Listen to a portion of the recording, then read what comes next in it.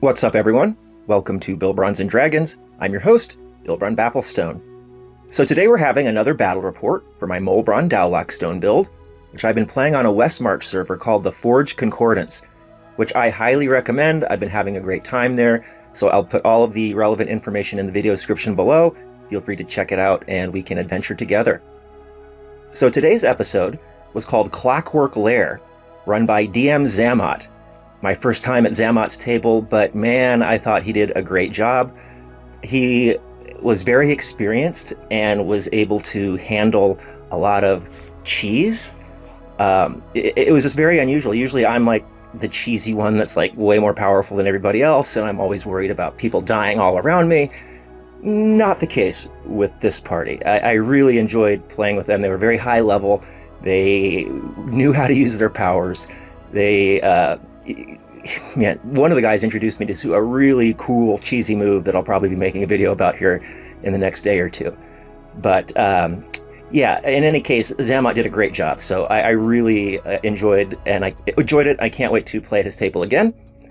And the adventure was called Clockwork Lair, and it begins as it always does with Bilbron riding in from Boscala, rolling up to the job board and looking for a gig. And as usual, since he has become copper, gigs were hard to come by. Tons and tons of bronze, iron, and steel missions, but not too many really dangerous gigs.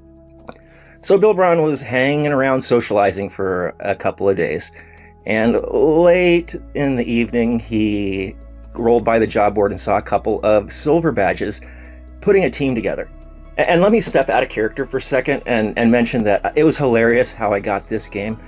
I was laying in bed like at 4 in the morning and just listening to like a UFO video or something, because I've been going down that rabbit hole lately. And I got a ping, and I didn't want to get up and check it out, so I just laid there for like 5 or 6 more minutes. But it was kind of annoying me because I don't usually get pings that late, and I was like, maybe it's important.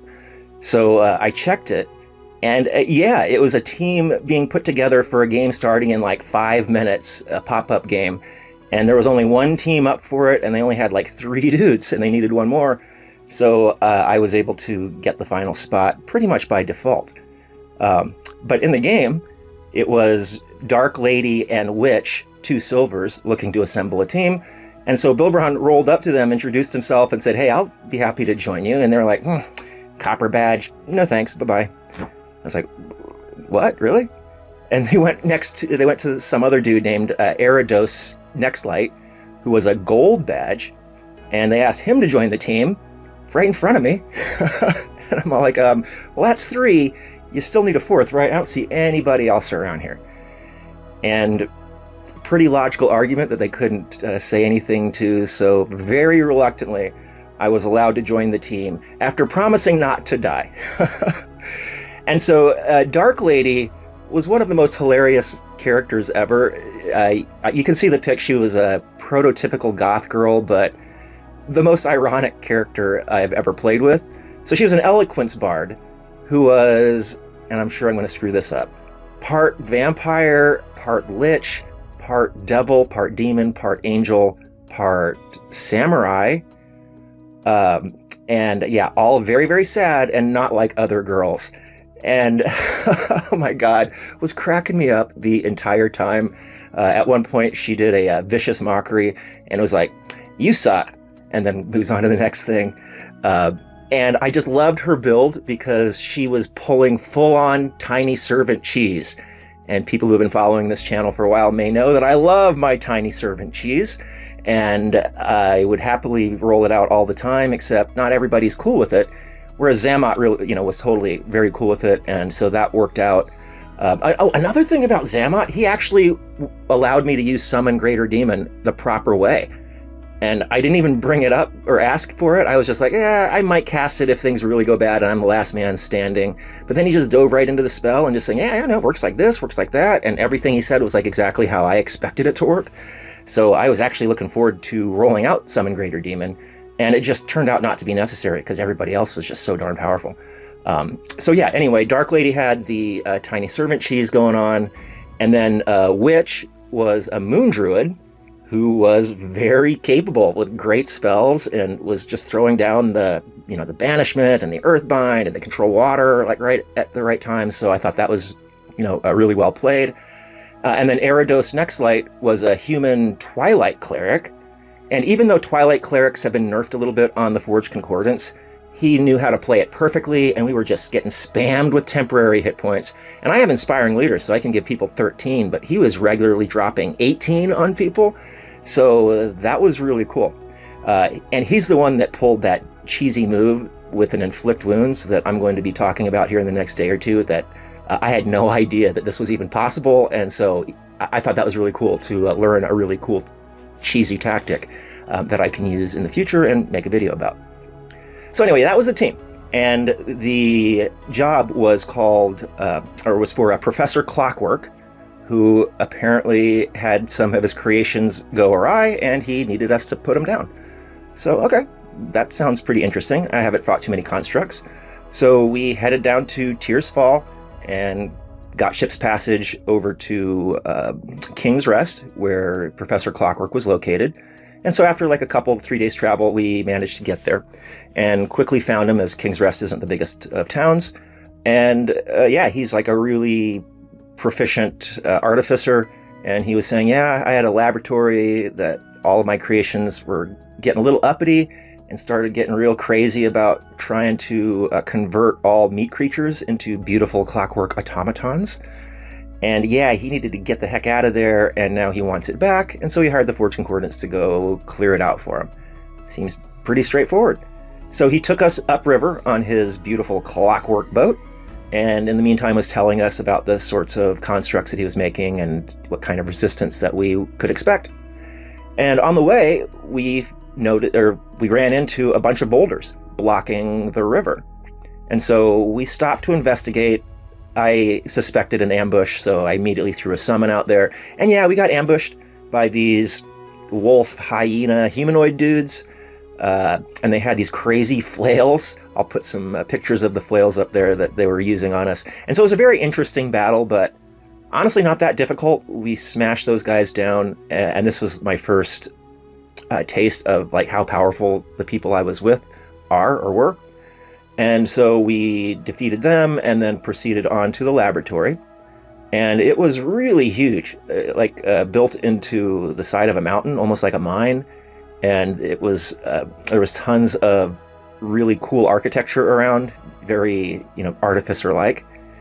And so we made contact with this robot thing that walked out to greet us, and we very briefly parlayed, but we pretty much knew that we were going to have to kill all these things anyway. That's what the professor wanted.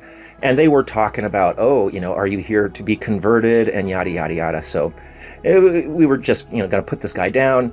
And a couple more of his came out, and they were throwing lightning bolts. And at one point, a gigantic clockwork scorpion erupted out of the ground, which turned out to be immune to force damage, which is not fun if you're a warlock throwing down eldritch blasts. But nonetheless, the team really smashed him, man. And I didn't even cast a spell. I mean, I was just doing cantrips, because by the time I thought, okay, maybe I should throw a summon out there, the other guys had already thrown summons out there. Eridos threw out a summon Celestial, and Witch threw out a Conjure Animals. And so I was like, okay, I'm just going to support everybody and throw down simple Eldritch Blasts and conserve my spell slots. And we won that battle. Then we went in, and there was this long hallway, and at the end of it was a giant robot thing with this huge hammer waiting for us. And on either side of him, he had these giant hands made out of magical energy, which seemed to me a lot like Bigby's arcane hand, but man, I don't know. And this was a very easy battle. Witch, I think it was Witch, it might have been Dark Lady, dropped a banishment on him, and he immediately got banished. And there was a lot of distance between us and the hands, so by the time the hands got close, we just blasted them down. And then we just all set up readied actions to blast this robot once we released it from banishment. And Dark Lady busted out a Crusader's mantle, which was awesome. She had this bag of holding and dumped out all these tiny servants. Oh, and she loaned me a tiny servant because, or 3 tiny servants, because I can cast Magic Stone. And so that was one of the other reasons I didn't have to cast any spells, because my basic DPR was insane. I was throwing down Eldritch Blasts, and with my bonus action throwing out 3 Magic Stones, and my familiar was hitting things with its Tentacle Rod. And so even without a summon, I was smashing. And with the setup, with a Crusader's Mantle and a Fairy Fire, I smashed it for like 100 damage, just with, my base cantrips and stuff. So pretty awesome. And then we went into the final room of the lab, where we knew to expect a Clockwork Dragon that could shoot out molten tar that would burn you and restrain you. And we basically just earthbinded it. It took 2 tries for it to stick, but it was like pretty far away in a pretty big area with a suspended walkway over a bunch of lava. And once it got earthbound, it was pretty much stuck. It didn't have a very fast walking speed, and we just blasted it down with damage. And yeah, pretty soon it was a smoldering heap of junk metal. And that was it. We pretty easily cleared out that lab. Professor Clockwork was very impressed, and so we got handsomely paid and returned back to the TFC HQ to get our badges for a mission success. And so, again, I really, really enjoyed this session because I got to see other powerful characters really unleashing their abilities. And for once, I wasn't the bad guy who was cheesing it up and, ruining the DM's game. Zammot was super chill, super, capable in terms of handling all of these advanced powers. And so I'm really looking forward to being a silver, because I was punching up as a copper and I got 3 badges, and now I made silver badge. So I'm 9th level now. And so I'm really looking forward to these silver and gold and mithril games, because I'm guessing, it seems to me the DMs are just a lot more comfortable with that sort of power level. Whereas when I was exhibiting that sort of power level in the lower levels, it didn't always go so seamlessly. So thanks so much to DM Zammot for providing me that experience. Thanks so much to the team for helping me get through it and entertaining the hell out of me and showing me a couple of things. And thanks so much to you for watching. This has been Bilbrons and Dragons. I'm your host, Bilbron DaoLockStone. See you next time.